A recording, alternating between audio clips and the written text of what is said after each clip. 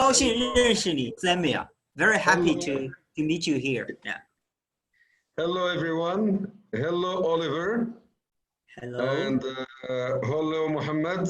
How are Hi. you guys doing? Yeah, I'm fine. Thank you. Yeah. Thanks for having me. Yeah.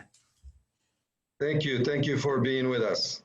Yeah. We're seeing here people joining us. So we're going to have a very, very good webinar about what Morocco can learn from China. I'm Yep. so excited. There's so many things I would like to know. I've been to China only once in my life, and there's so much I want to know more about China. And we have with us Mohamed, who is a Moroccan, who's a lecturer in Chinese university and knows so much and can help us bridge between Morocco and China. So Yeah.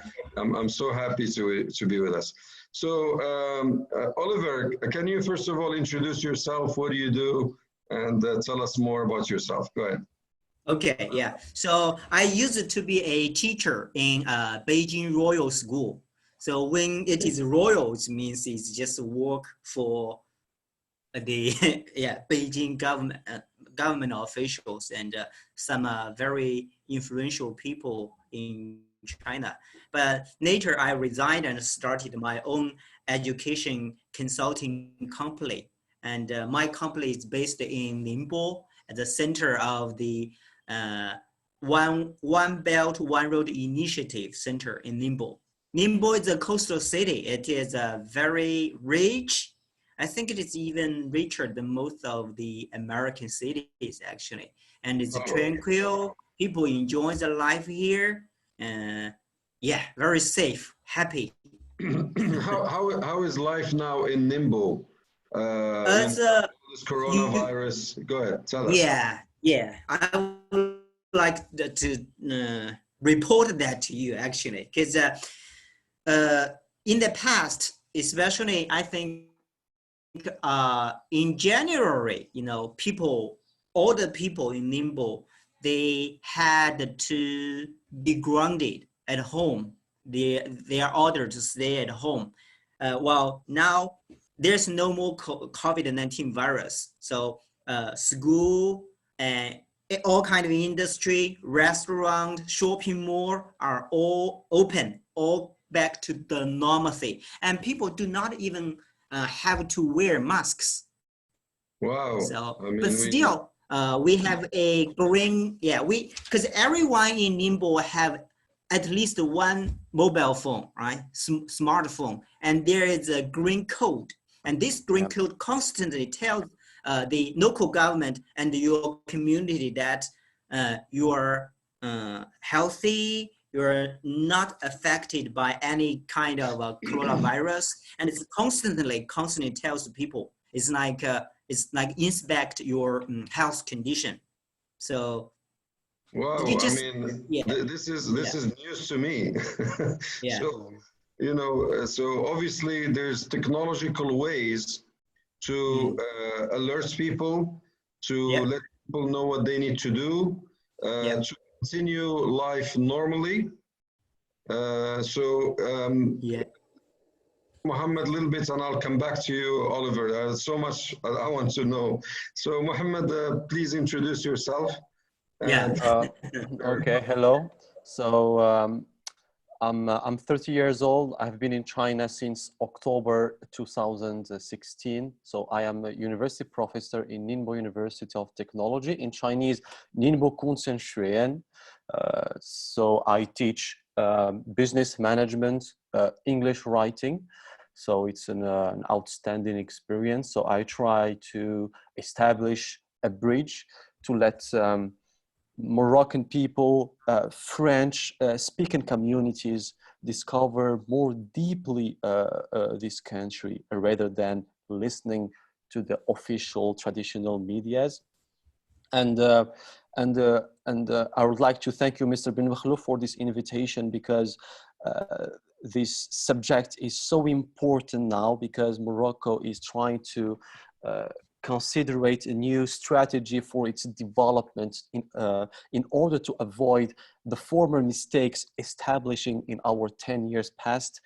And I strongly believe that if we can try to analyze what was the success keys of not only China, but Asian countries in general. I'm talking about also Taiwan province. I'm talking about Singapore, South Korea. So this region should be an inspiring for the countries such as Morocco. If you take Rwanda, for example, Rwanda is taken as an example, is a leader now, is an African leader who knows an exponential economic growth. Before they established the strategy, they went to Singapore and to know what has been the keys of this Singapore enlightenment. I think we have to do the same. And my role as a Moroccan is to show, is to express, is to let Moroccan people, the Moroccan elite, to know more about this region, which is really inspiring. And this inspiration emanates from good attributes and good values such as hard working, perseverance, nationalism, this sense of belonging, which is really important. And definitely this webinar can contribute on this way. I had a discussion with Dr. Rashid Liazami a couple of weeks ago, and a lot of the examples on developments came from China. And we have seen how the evolution in the past 20 years. Obviously, China is not. We know China. Okay, we know China since the days of Ibn Battuta, who went all the way to China and brought us seeds, brought us a lot of spices, so many things that he brought from China. And, just Oliver, you should know that in Morocco, we have two fruits that are very well known. So we have China, which is from China, and mandarin. Mandarin is also, we call it mandarin, and that's the name of mandarin. I think it's mandarin. So it's Mandarin in Chinese is specifically referred to a region in China in the past, right? Orange. Right? Yeah, exactly. So there's quite a lot of things that we can learn. You are an ancient empire. And you're not just, you have changed the perception of China being just a country that we saw in movies when we were young to become a technology, superpower. I think most of the, iPhone is made in China, Intel is made in China, all the technological, hardware, even some software is made in China. I was in the United States. I did my PhD in the US with many Chinese students and Chinese professors in the United States. So how did this growth, economical growth and rise of China, how did it happen? What are the ingredients? If you can summarize the ingredients that's made China what it is today. We're very curious to learn about it because maybe Morocco can learn from it. Okay. So, I'm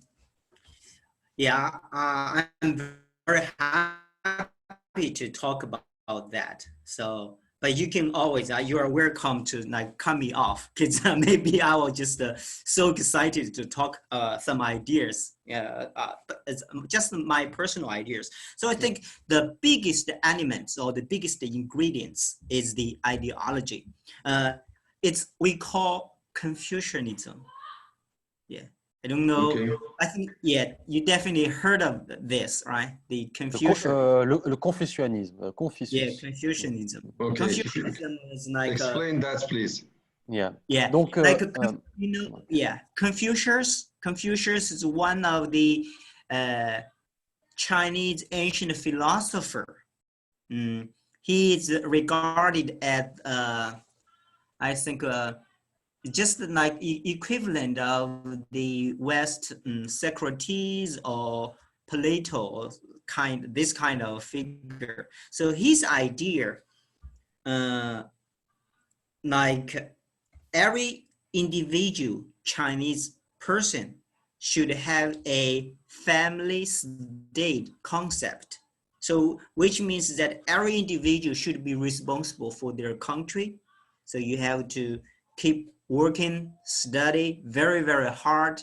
You should dedicate or very, very committed to your dream to make your country stronger. And it's also emphasized collectivism, not individualism. So collectivism here means like for the good benefit, for the public good. So individuals are welcome to sacrifice a little bit for the general good, maybe. So the Confucianism give people this kind of mindset or this kind of ideas. And then the technology development, especially the education development in China, plays a very vital role in preparing China to this kind of stage to like to contribute more globally. Oliver, can you give us specific examples of how this Confucianism is translated in schools, for example? In education? Okay. So I'll just give you a very clear example. You can see that under this COVID-19, many citizens or many people in the United States or in some European countries, they were very reluctant to cooperate with the government. They would like to go out, they would like to join all kinds of activities. Hello? I cannot hear him. Can you hear him, Mohamed? No. Okay, so can you explain this Confucianism until he gets back? Okay, so the Confucianism, c'est le confucianisme, c'est une école de pensée. So it's one of was one of the deep philosopher and thinker who has established China, one of the big school of thinking in China. And the main concept is that you have to respect the hierarchy. C'est le respect de la hiérarchie. It's the sense of belonging of the communities. Like you have to sacrifice your self-freedom for the communities. So donc is the respect of the authorities. This is the reason why the Chinese political regime in that history have always been very authoritative. Is due to this to this thinking. So Confucius was the person who has impregnated such kind of values, the values of the group, the sense of belonging, the nationalism, and the respect of our superior. The superior could be the teacher, could be the father, could be the employer, and could be also the chief leader. That's why China has been always enjoyed of the stability, because they have this capacity to accept the vision. So the leader establish the vision, the leader take the responsibilities, and all the other members of the group, of the organization, whether it's a family, whether it's a company, whether it's a society, has to follow. So this is the So there is an order that is established, and because in the Western world, the individual comes before society. Exactly. That's right. And sometimes they don't seem to understand that there is a greater good by having people respect that there is a captain on board. Okay, you cannot have, if you have too many captains on board, then the ship will drown. Okay, so specifically, Oliver, can you please tell us in schools, in education, what are some of the examples that puts in the young people the this spirit of not thinking of themselves but thinking about the society as a whole? Yeah, there are a lot of this kind of examples. Like mostly the Chinese students are the most hardworking students because they have to stay very long hour in the school. So I think all people are the same, especially teenagers. They, of course, want to go out to play and to have fun, but they try, all the Chinese, mostly the Chinese students are trying to think, to look at this world from their parents' perspective. So they definitely sacrifice a lot of their leisure time in order to realize the big picture. I think this is a big sacrifice for them, for most of the students. Like also, the Chinese students mostly are required to wear their uniforms, right? But you know, teenagers are very rebellious. They're the same. They want to wear colorful clothes, but they, okay, if you want me to wear uniform, we will wear uniforms in the school to make us look like an army. But at weekend, they will wear very casual clothes. They're all like, I think most of students from Ningbo are from a very wealthy family. They afford to buy all kind of shoes, Adidas, Nike, but in the school, they just wear the very loose, you know, big, comfortable, how to say, uniform, like a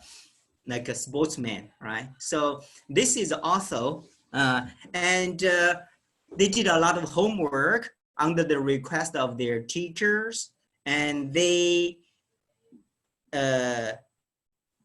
people think that most of the Chinese students are they do not have time to do some sports, but actually they do, because school have a requirement.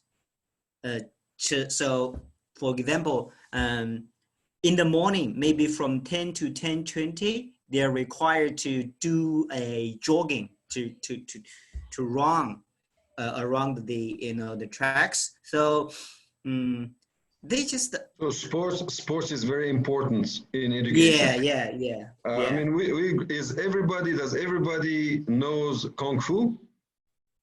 I don't know, but they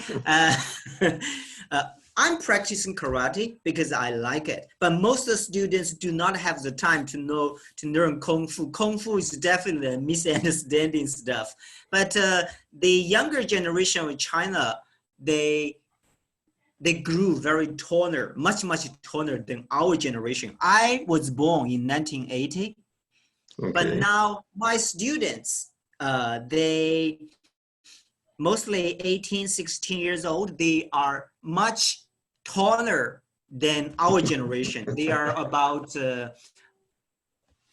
mostly they looks like Obama, about that height. Okay. So they can go. Yeah, I think you have some players in the NBA in the US in basketball. Yeah. So one of the things that when I was in the United States, there were a lot of Chinese people in the university, and many of them actually have joined high-tech companies. I spent 14 years almost in Microsoft. So there's a lot of Chinese people in the company, and I'm sure, you know, in the research and development.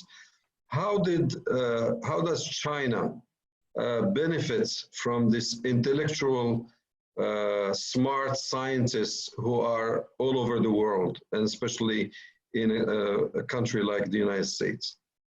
Yeah. In the past, because most of my students studied in the United States. So 20 years ago, maybe even 10 years ago, the students who studied in the United States would choose to stay in the States, right? To have a job, because they are offered a job and they think because States is a very attractive country. Well, now I do not have a very specific statistics, but over 90% of students, Chinese students who studied in universities like UCLA, New York, Cambridge, like MIT, the top universities they planned to come back, or they already came back. Yeah, most of the cases is like that. So first, they are offered a job by maybe Morgan, by Deloitte, by Microsoft. Okay, they will work. Yeah, they worked there for internship or maybe for another year, and then they come back. So Yeah, China is definitely now you see the reverse of high level scientists and engineers coming back to China and building China. This is something we can learn from. Mohamed, tell me about your, do you speak Chinese? Yeah, a little. On speaking, yeah. Yeah. Can you prove that? Can you prove that and talk with prove that. with Zhang? Prove it. I want you to prove it. Okay, so I will introduce myself in Chinese, and Oliver can correct me. Okay. Yeah. Okay, so 你好你们，我的名字我的中国名字是某某，我是30岁，我是大学老师，我是摩洛哥人，摩洛哥这个是阿拉伯国家、非洲国家，我教管理和商务英语，我的学生他们都中国人 ，so 我喜欢中国，我爱中国，厉害中国，还有，so 我也，so 我在宁波3年，宁波这个是漂亮的地方。and so 认识你很高兴，欢迎你都在中国，and 谢谢。Yeah. So, Oliver. Yeah.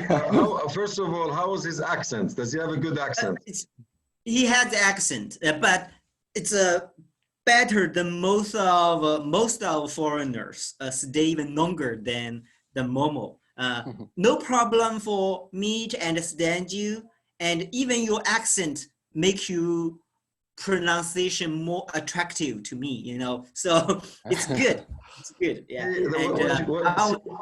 What you just said is quite important because Morocco is very attached to the French language. Yeah. Yeah. And if you don't pronounce the French language perfectly, you look bad, you look stupid. Oh yeah. Okay, so if you say français with R, you know, instead of saying français, okay, people look at you, oh, you know, he has a bad act, you know, it's associated with being stupid.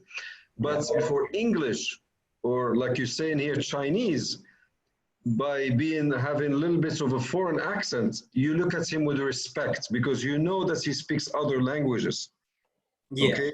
Same thing with English. I mean, I know in Microsoft the CEO is Indian guy. He has Indian accents in the way he speaks English, but nobody thinks about. They only think, oh, he's a smart guy. They don't think, oh, exactly. He has a bad accent, he's stupid. So this is something that you know, it's very important.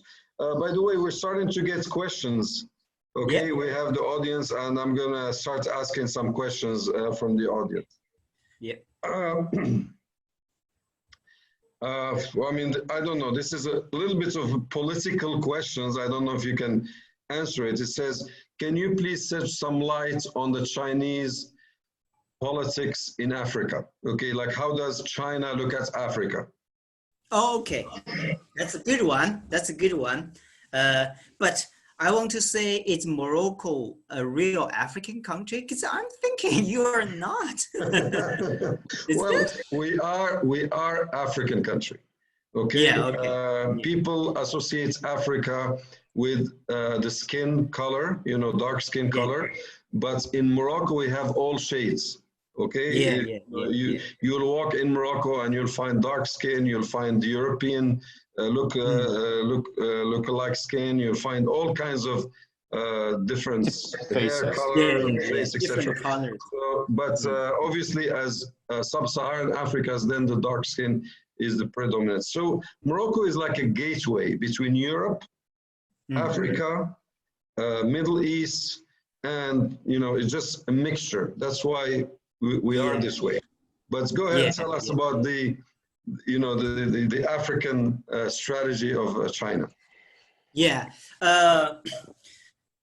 China. Okay, because I'm not a politician, but from all the newspaper, and I can also understand these ideas from the top leaders, because this is more like a Chinese Confucianism. It's like if you want to get richer, you have to do business, and you have to cooperate to get with others, because different countries have different resources and different strengths. So Chinese people are very hardworking. They suffered a lot in the past. It's That's a true. history. The Chinese history is really like a humiliating,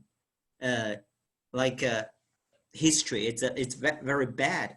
That's why Chinese people all worked so hard.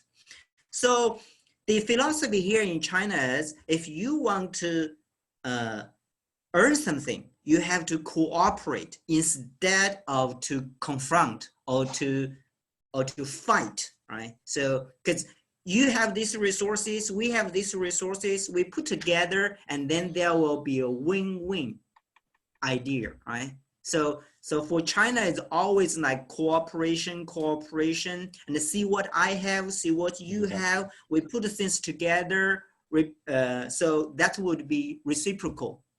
Exactly. Yeah, it's not definitely not even. It's hard to find even one from a meaning Chinese who has the idea of like 0 and 100, like this kind of idea. It's all like, it's like a mutual benefit. So you think about Africa as a win-win partnership. Yeah. So Chinese people, or especially the businessmen, like the Huawei or other companies, they went to Africa, they build infrastructures, they hire the local people. They want to earn money, right? Definitely. Yeah, that's true. They go for profit. Yeah, but also they give. It's blocked. Mohamed, can you shed some lights on this? Yes, so because I host a lot of lectures in China about China and Africa cooperation, also in Morocco. So I think it's mutual cooperation based on win-win. Of course, in politics, that we will always have more winner than the other parties. But definitely, I think that the Chinese approach or the Chinese coming to Africa has been beneficial for our land, because let me explain the mutual needs. China is the factory of the world. It represents 28.8% of the world factory. So they need natural resources. They are not dependent on the natural resources. So they need to establish very close cooperation with the African leaders, with the African political leaders, by having some guarantee on the natural resources consumption, such as oil, gas, cobalt. For example, in Republic in Congo, they have, I think this country hosts 70% of the world cobalt, and cobalt is the raw material which is necessary. It's a mandatory component for the electronic equipment. So they buy the natural resource, and in return, China finance the infrastructure. They provide the know-how in terms of building the infrastructure. And the best example is what's happening in Ethiopia. They built the metro. Wow. The metro. The high-speed train. Exactly, high-speed train also in Kenya, which link the capital with the seaport city in Kenya. It has been financed and equipped by Chinese company. So also Africa needs the knowledge, the expertise from the Chinese companies, and also they open factories in those countries to create prosperity, to create new jobs, etc. So I think it's beneficial for Africa, and also it can help and let the African leader to be less and less dependent from France, UK, and United States. So we can, African country now with the emergence of China can diversify its partnership, and this diversification of the partnership can acquire us such kind of sovereignty and independence on our political decision.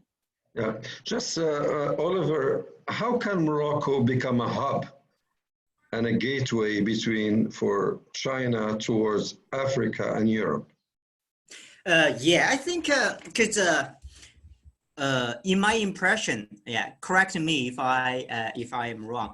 In my impression, I think Morocco can play a pioneer role to bring a general good for all the big Africa, because I can see that the education and people and the mindset of general Moroccan are more advanced than most of the other countries. And especially, I think people there like Momo and like you, sir, Samuel, you are very ambitious, innovative, and you like to make a difference. So,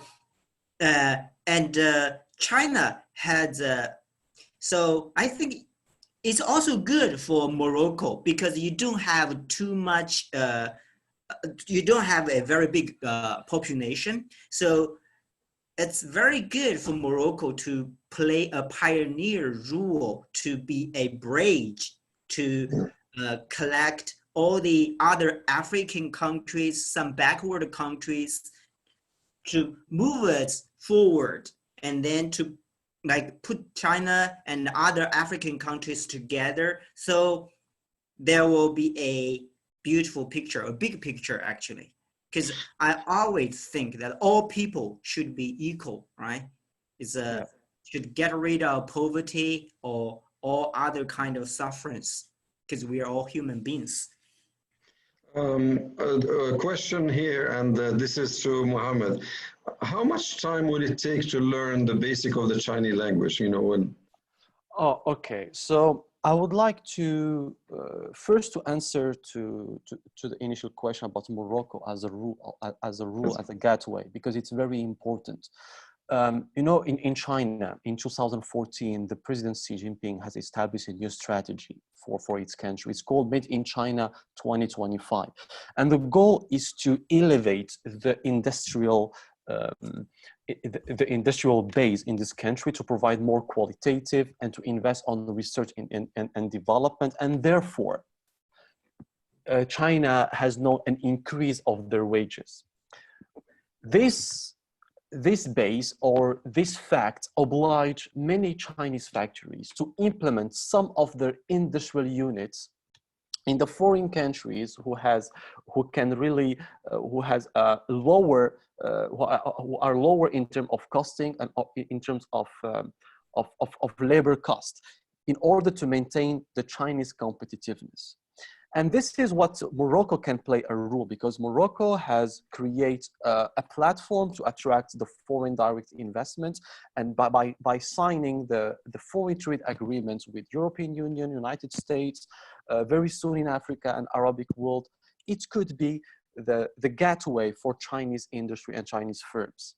And then China can win in the several parts. They can win in shipping cost, shipping dates, competitive in terms of costing, and also Morocco enjoy of stability and peaceful, and also it's a country of institutions, and that can inspire credibility and trust toward Chinese government. So I think it's mutual. So about your question, it takes a long time, because you know, when you come to China, you need to adapt. You're hearing about this about the Chinese word, so you don't understand anything. So it's really like Chinese.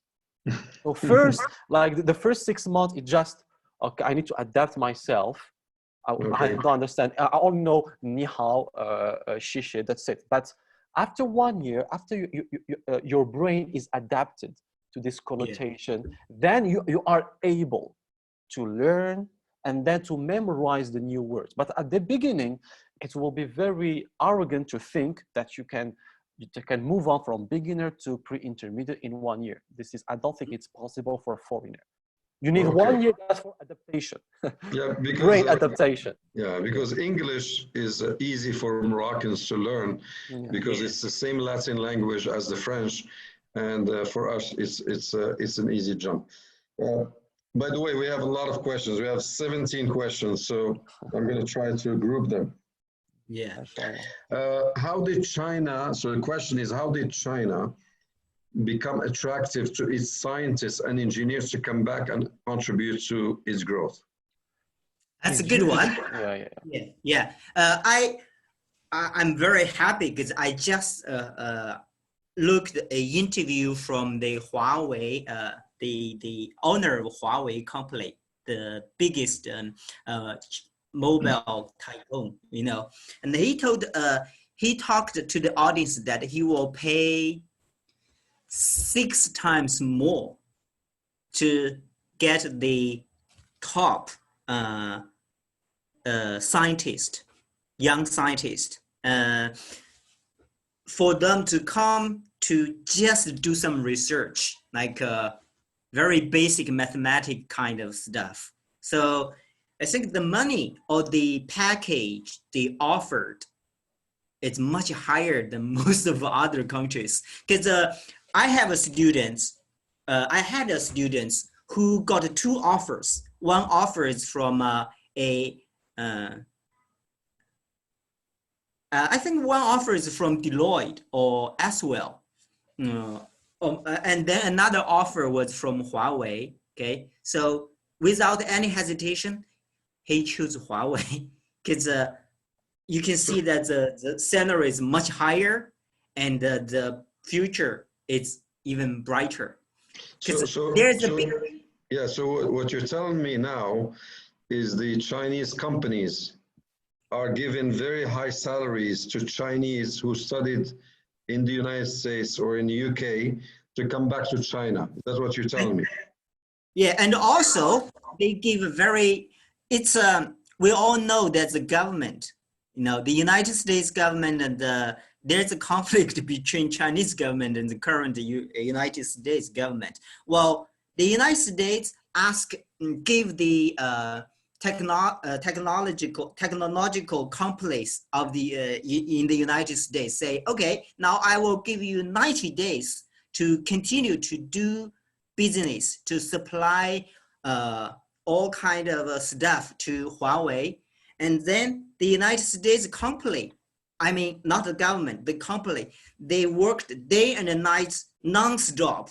So they make very good use of this 90 days to give supplies to Huawei or some other companies. Means the businessmen in the United States also had a very good relation, and they want first to business, second they want to supply all the technological parts to the Chinese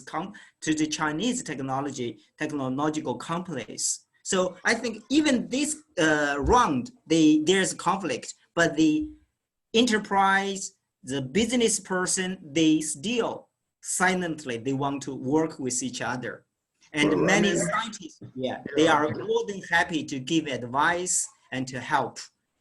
Well, the business has become so interconnected in the world that you cannot, there's no more nations that you can cut off, because the world is, if you look at a car, the suppliers of this car are from all over the world. You cannot say this is a German car anymore. You cannot say this is an American car. You cannot say this is a Chinese car. It's just components from all over the world. And even if it's not components, the intellectual property comes from different countries. So I think we're one human being species, and we need to collaborate with each other and stop creating these populist, protectionist ideas. So I strongly believe in that.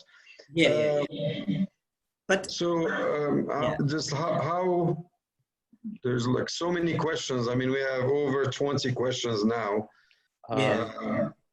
I would like just to give some clarification about how China attract the global talent, whether Chinese or foreigners. I think then we can really learn something from them, because Chinese people or Chinese leaders, they really believe on expertise, they really believe on knowledge, they believe on science. And when I saw in Ningbo or in Shanghai, education, when I see in Shanghai or in Ningbo, in Guangzhou, in Shenzhen, the high social status that the high qualified people enjoy there, and also some privilege that they can enjoy by working in by working and living in China, it's very inspiring. I think in Morocco we need to give a value to those who invest on themselves. They live away from the comfort zone. They studied, they work in the big companies, and they have this patriotism to go back to Morocco. China and Morocco, we have some similarities. The Moroccan living abroad, they are similar to China living abroad. They love their countries. I never saw Moroccan living abroad say, I don't want to go back. But they say, I cannot go back because I don't have the condition for it. In China, they're more successful on attracting the Chinese global talent, because Chinese government has established one plan called 1,000 global talents. 1,000 global talent was a plan. And the main goal and the aim of this plan is to attract by giving them some outstanding financial and work condition, better and higher than what they can earn in Europe in America. So everything is about political wants. If you want to attract, you will deploy resources for it.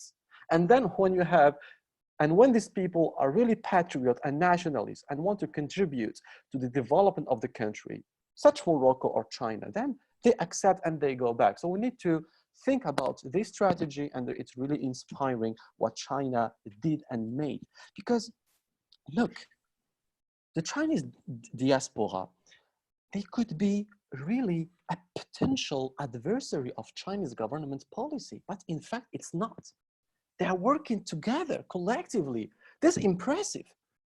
That's really impressive. Yeah. I mean, we see, for example, Oliver, you know, Dr. Monsef Slawi, you heard he's the head of finding a vaccine in the United States. Yeah. Okay, you know, he's Moroccan. Okay. You didn't know that? I didn't know that, but yeah, I know, but I know, like a Fucci or some other scientists always standing like besides Trump, but held a different opinion with Trump. Yeah. Well, I'm not here to discuss Trump.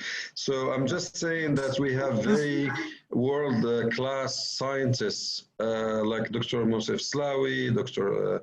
Rashid Yazami, who's the inventor of the lithium battery. Big impacts all over the world. I'm sure he is very well known in China. He actually lives in Singapore, so I'm sure he goes to China quite a lot. I have a question here. How advanced is education in China? And was e-learning and blended learning integrated in education before coronavirus? And how is it now? Yes, I want to say Let's start with the first question is, how advanced is education in China? The university education in China is not that advanced. I have to say that. So that's why some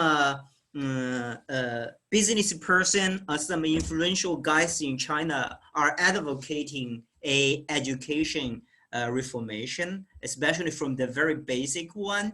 I know that the primary or the elementary or high school education is really good, but the university education, we always admit that it's not Chinese students. That's why there are so many students spend much more money than the native, the foreign students. They went to America, to European countries to study and come back. And this group of people will get a new idea of how university education or research should be really like. I think they will give some new, it's like metabolism I think they're going to give China new ideas. And also, I think the government, because I think the Chinese government really has money. So they want to invest. They want to, I mean, if the central Chinese government want to do anything, mostly they will succeed. It's like did you during the crisis of the coronavirus, did you do distance learning? Did the students study from home? Yeah, all students study at home. We taught at home too. So we use different platform. So I think this COVID-19 will give us a new face or a new window of how the future education should be. Even some of my students are supposed to be in Britain now. They suspended their how to say physical presence education. Yeah. It's just Okay. yeah. So the British universities told them, hey, if it is okay for you to study at home, and I'll still give you the dilemma, and you don't have to pay that much money. It's just slightly cheaper. It's just to give the students a new offer, right? To say a new choice. But yeah, but most of our students are still, they want to go physically to another country to study. But Okay. yeah, other than that, I think the online education is widely used. Wow. Yeah. Are the students from primary to high school, are they back in schools in China now? Yeah, they're already in school, and they're not only in school, but also stay one day extra in school to cover the loss, you know. So This they're been studying 6 days a week, yeah, not 5 days to catch yeah. up. This is a very good idea for Morocco. So Yeah. next year, I think we need to do 6 days a week school instead of 5 days, so that if anybody has any, especially in public education, this is a great idea. See, Yeah. we're learning from you guys. We're learning all these good things. We have a lot of questions, man. It's like, Yeah. okay. There's a lot of questions about how Morocco can benefit trading from China. There's so many. Yeah. So let's go back on let's talk about e-commerce. Yeah. Okay, I think China has become a world leader in e-commerce. Alibaba is a very well-known platform. And what I don't understand, if you can explain to me, Yeah. people get free shipping to Morocco. You know, it's like for products that are less than like $100, from Alibaba, they can get, free shipping from China. How do you do it? I mean, e-commerce now is like all over the world is coming. The manufacturing is in China and they're distributed all over the world. How did you guys do it? Yeah, that's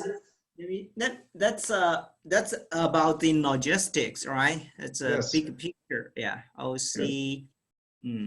How did you build such a network, worldwide network of logistics that Morocco can benefit from, and maybe Morocco can become a distribution hub or a manufacturing hub for all of Africa? But first, Go ahead, Mohamed.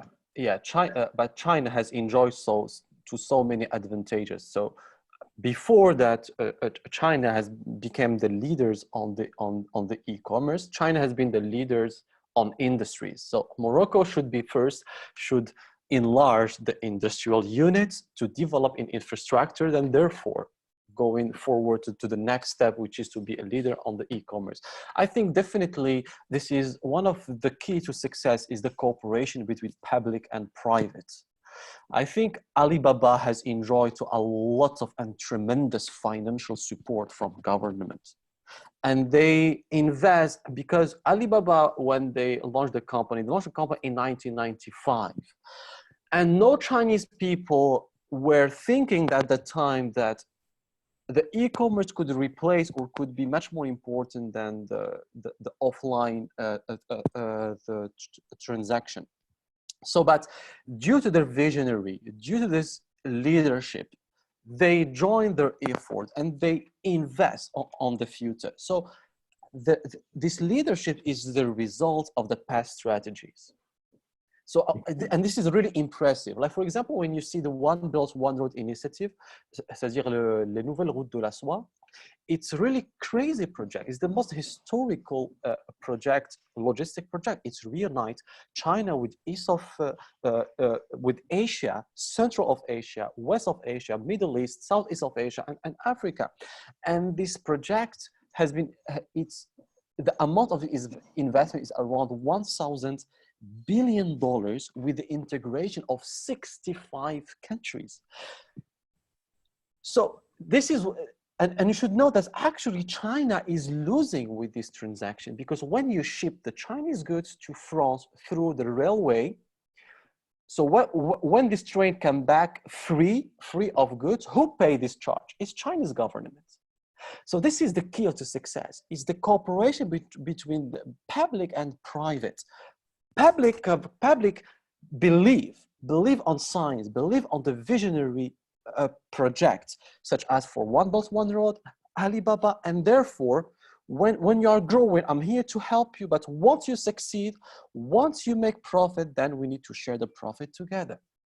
See, this is the end. That's why in Morocco, we need to end up avec l'orthodoxie bancaire, you know, like this protectionism from the bank, and start this very close cooperation. So I think it's the belief on the future, and also they take a risk.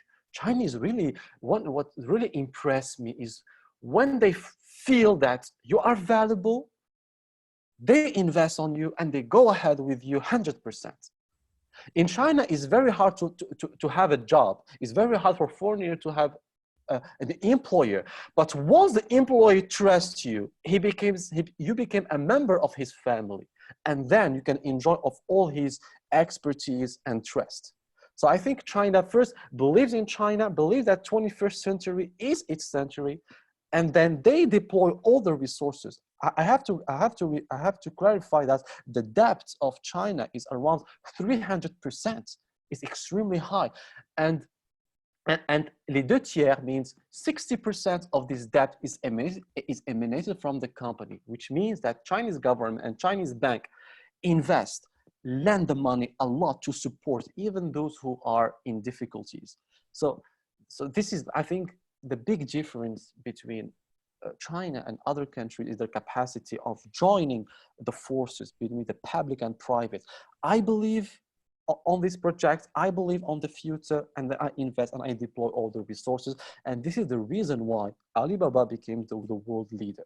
Without the support from the public government, I don't think that we could know the same success.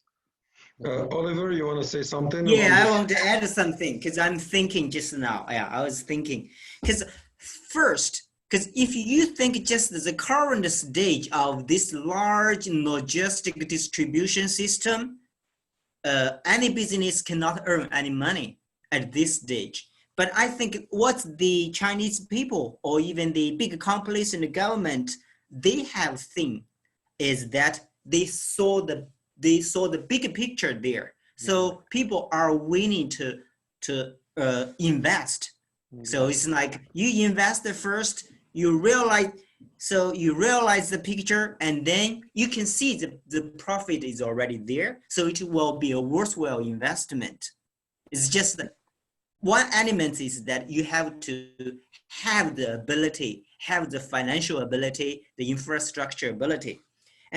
So they have the horizon, they have the ability, and they also have money to do this. So they are willing to maybe short-term loss, but long-term win. It's like that. First. Second, technologically, I think this all kind of shipping and distribution is closely related to two things. First is what we call the mega data. Yeah, the 大数据, like a big number, mega data. And yes. second is blockchain. Blockchain is a very newly discussed idea in China, proposed by the central Chinese government. It's like, I think it is even very new in China, but some scientists and experts are already trying to realize the idea of blockchain. It's like, it's a chain distribution of different blocks, because different areas. And thirdly, the ability, the infrastructure, the ability for the large scale building and infrastructure building is definitely number one. So they can build a station, a branch, a bridge, a store, a reservoir, a storehouse very quickly, like assembling line. So I think they put all these abilities and elements together. You can see that's a One Belt, One Road initiative. And you can, if you have this picture in a big picture in mind, you will be very positive and confident to invest, even you lose some money in the initial stage, but what you can see is the final stage. Yeah. And also, I have a question, and I think it's something that's a lot of Moroccan decision makers have in the back of their mind. Morocco was very known in the 80s and a little bit early 90s for its textile industry. Okay, and the textile, we used to export textiles to Europe. We used to be self-sufficient in textiles, etc. And then, so textile, whether it's clothes or furniture, fabric, etc. And then China has become the world manufacturing to the world, and their prices cannot be matched.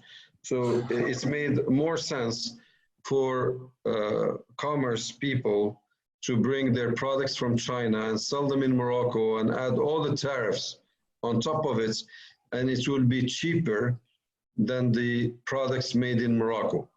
Yeah. So a lot of decision makers, so that you can say that killed the textile industry in Morocco. So a lot of decision makers in Morocco are scared to open the door to China because it will kill all the manufacturing in Morocco. If you have some thoughts about that, how can we be partners where at the same time we need to preserve our manufacturing and our jobs? Yeah. So Mohamed, if you can start, and then Oliver can follow.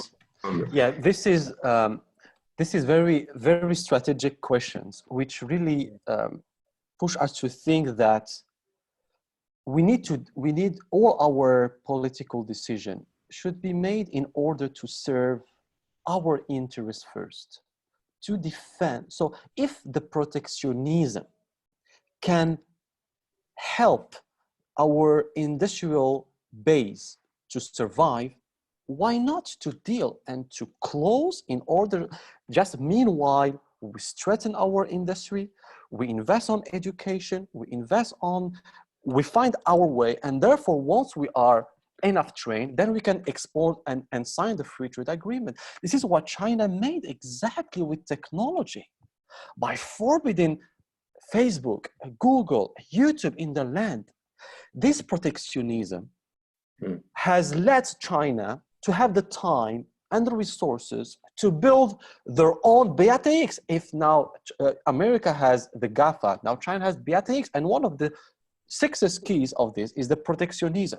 And now, once they have created and they acquire the know-how, and now they are able to export the solution abroad. If you see now TikTok, which is the Chinese application, now it's become a worldwide application. Everybody use it.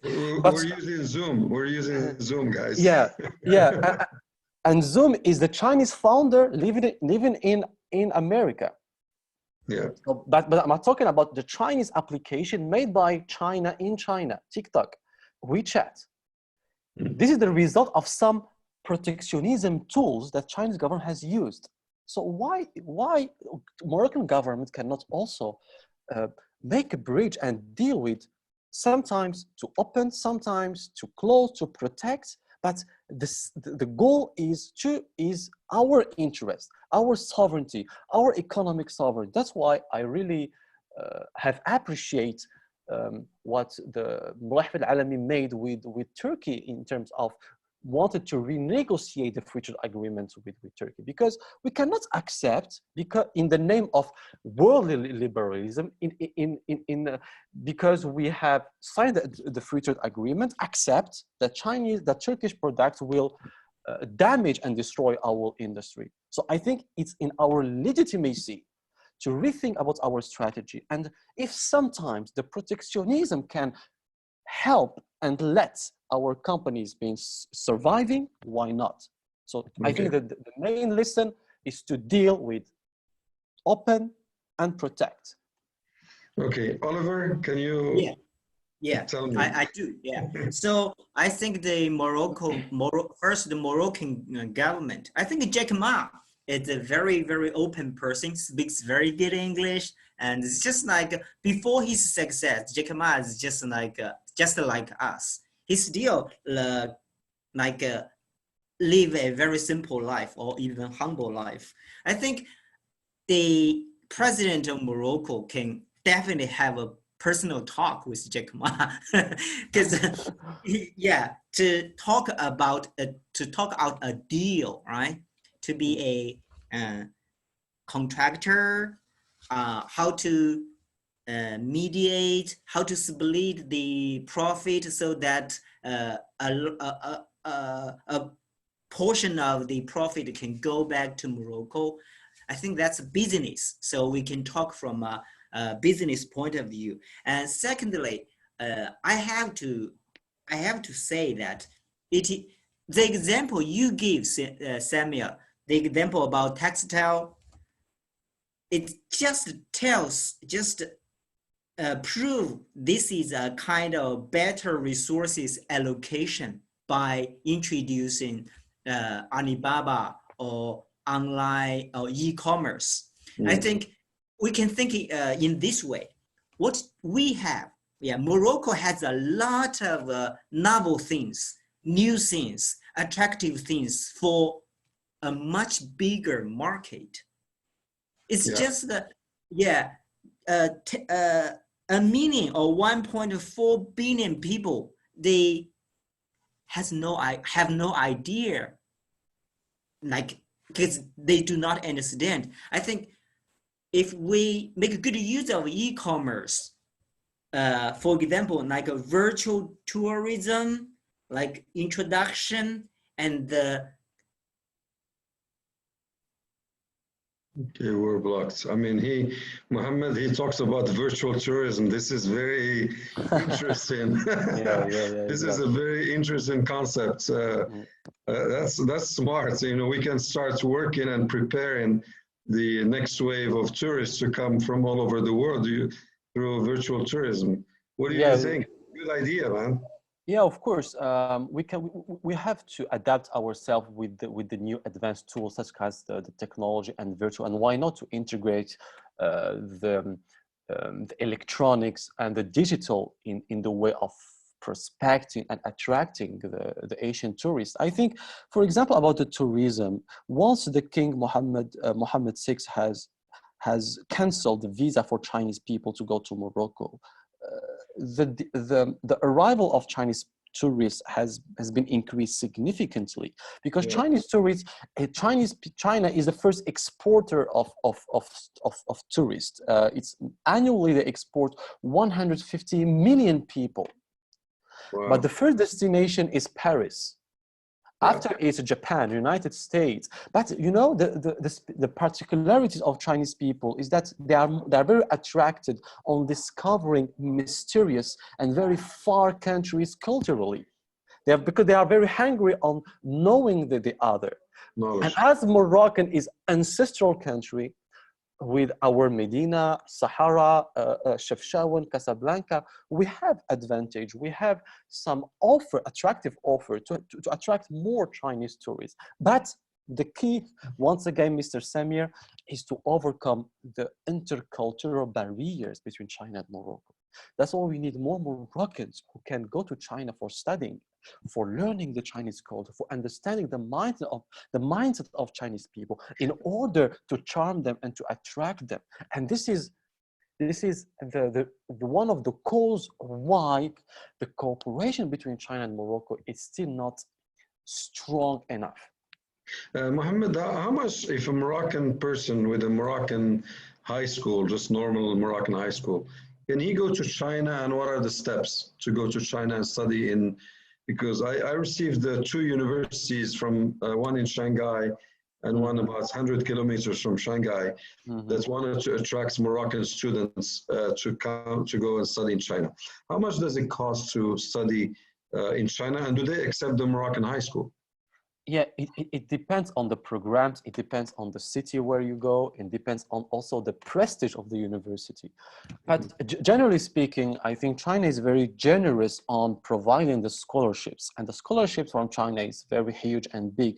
It could be whether partial, or total. Donc, so I think it's, I think the financial part could be attractive. I think it's cheaper rather than studying in UK or United States of America. Give me just an average, because okay. I mean, universities that I received, they said that studying in China, they had 35 programs, 100% in English. Okay, middle range. Yeah. Okay, middle range Chinese universities, like in Arbang, like it's the second category of Chinese universities. For a bachelor degree in business, it's around 20,000 RMB, donc say 35,000 dirhams par an, just for the tuition fees. Okay, and what's the cost of living? For example, in Ningbo, you can live decently with 3,000 yuan, which is the equivalent of 4,500 Moroccan dirhams, including the housing and the food and the transportation. Well, I mean, that's actually cheaper than the Moroccan universities, good ones. Yeah, you know? exactly. So And, I mean, it's a good opportunity for Moroccans to. I mean, when I went to the United States, there was hardly any Moroccan going to study in the United States. So I think the new frontier for Moroccans is to go to Chinese universities and to understand. So I encourage that. You know, that will open our horizon. That will bring us a new breed of knowledge to our country afterwards. Mr. Ben Makhlouf, yes. You know, the Chinese universities is the equivalent of the Chinese product. You can find the cheap Chinese universities, middle, and also the early and very prestigious. For example, in Ningbo, we have Nottingham University in Ningbo campus.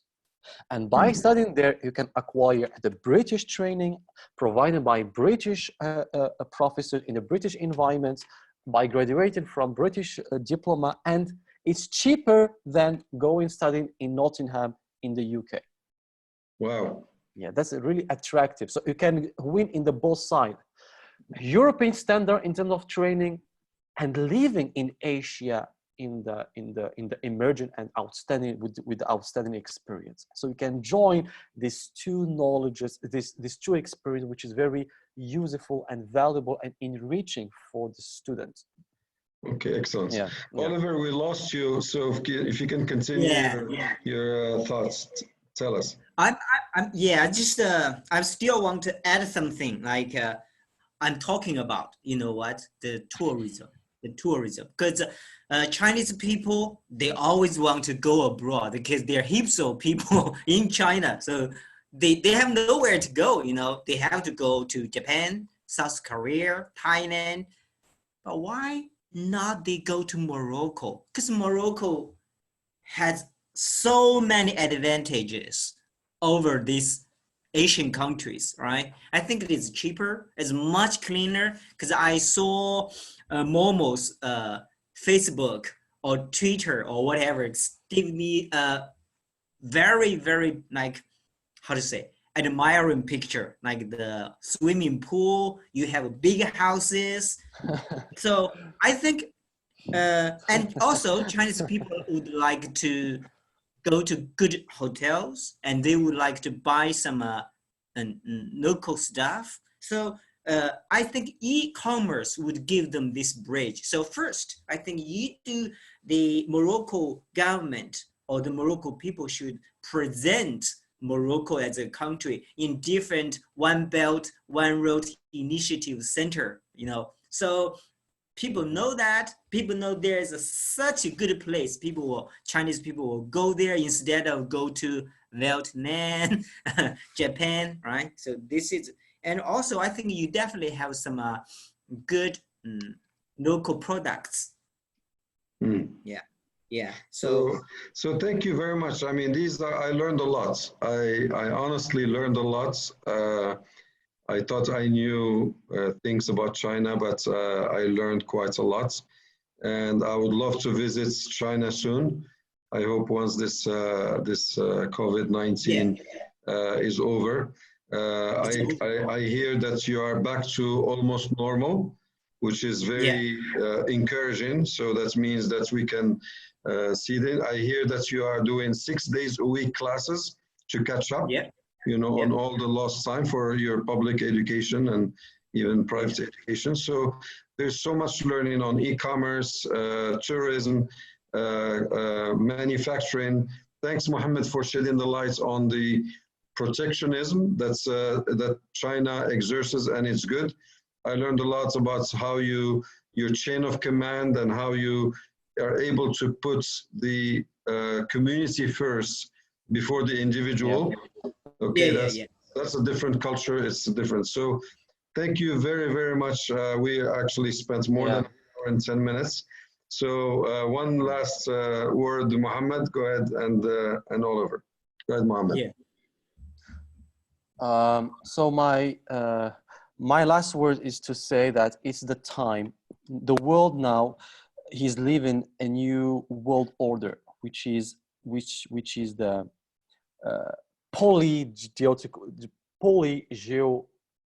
geopolitical forces. We have the emergence of the Bloc East, Bloc Europe, and Bloc North America. And it's in our role as a Moroccan to be inspired from the third powerful places, Asia, Europe, and America. Asia provide a third model of development, and it's really very inspiring for us as still developing country to detect some key to success that could be implemented and boost our economy to forward. So thank you very much, Mohamed. Oliver, your last words. Yes, Samuel, I just have a very short question for you. How do you think of the education in Morocco? Well, in Morocco, we have public and private education.